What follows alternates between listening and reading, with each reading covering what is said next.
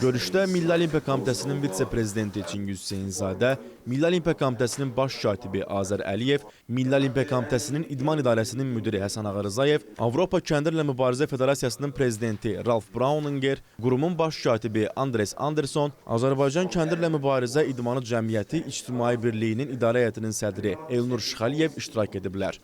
Milli Olimpiya Komitəsinin baş katibi Azər Əliyev ölkəmizdə idmanın inkişafı istiqamətində görülən işlər və qazanılan uğurlar barədə qonaqlara ətraflı məlumat verib. Səmimi görüşə görə təşəkkürünü bildirən Avropa Kəndirlə Mübarizə Federasiyasının prezidenti Almaniyalı Ralf Brauninger ölkəmizə səfəri barəsində danışıb. Kəndirlə mübarizə idman növünün inkişafı üçün bir sıra görüşlərdə iştirak etdiyini qeyd edən Brauninger, martın 9-da Abşeron Olimpiya İdman Kompleksində idmançılar, məşqçilər və hakimlər üçün seminar keçirildiyini qeyd edərək öz təcrübəsini yerli idmançılarla bölüşdüyünü vurğulayıb. Ralf Brauninger həmçinin iyun ayında Bakıda kəndirlə mübarizə idman növü üzrə beynəlxalq səviyyəli Turan Kubokunun keçiriləcəyini diqqətə çatdırıb. Yarışda türk dilli ölkələrlə yanaşı digər ölkələrin də iştirak edəcəyi gözlənilir.